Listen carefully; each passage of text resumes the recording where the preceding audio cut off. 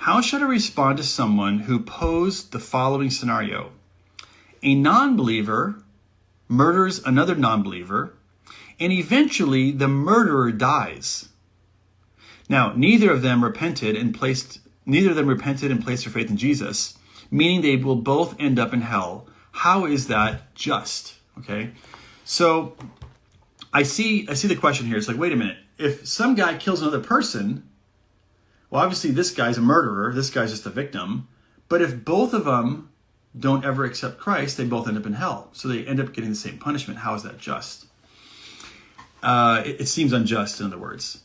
And I agree. When thought about in that way, it does seem unjust. But the problem with the scenario is that it's presuming that the victim who was murdered by this criminal is presuming that victim is an innocent person. Now, he might be innocent of the crime of murder. That's true. But it's not the case that a person who is murdered by somebody else is somehow innocent. Because if we understand the Christian worldview and what Scripture teaches, all human beings have sinned. All human beings have committed crimes against God. Therefore, all human beings are guilty and deserving of punishment.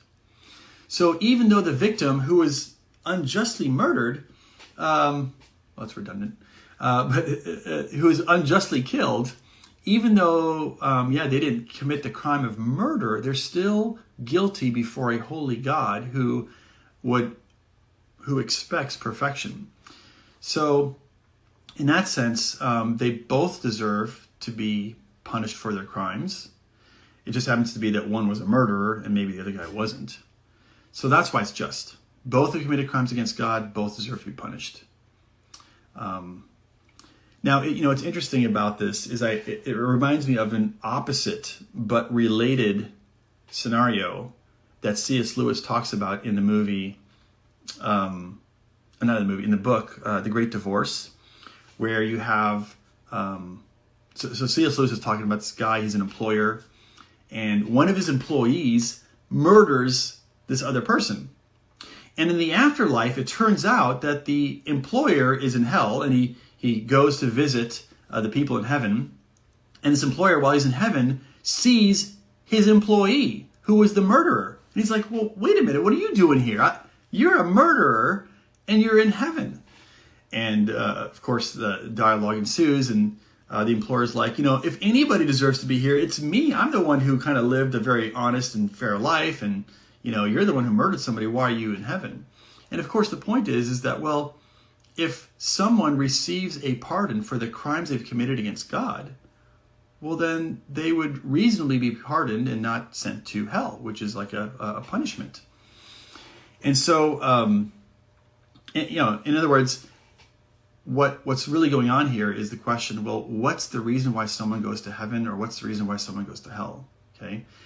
The bottom line is the Christian worldview teaches that every human being has committed crimes against God, deserves to be punished, and therefore deserves rightly to be in hell. So anyone who ends up in hell deserves to be there.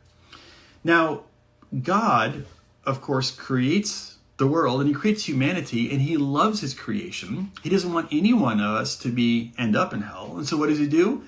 He does what any loving and just God does, and that is he offers a pardon for all those people who've committed crimes against him. And so the pardon, of course, is according to the terms of the person who's offended, which of course is God. And so here's the way the terms of the pardon work. God says, look, I will punish Jesus instead of you, but in return, you have to turn over the ownership of your life to God. Now, you can accept the terms of that pardon and go free, or you can pay for the crimes yourself. All right? So in the Great Divorce, that's what the murderer did. He recognized he was a criminal. He accepted the terms of the pardon that God offered, and then ended up being saved and ended up in heaven. And so even though the employer, who did not commit murder, didn't do such a horrendous act, he still had committed crimes against God. That's why he ends up in hell. Anyway, so that really, this question goes to the whole idea behind the gospel. Why are some people saved, why are not? But I would say it is just because both people in the scenario that the Tiff and Lewis presented, both people, both the murderer and the non-murderer, are guilty of crimes against God.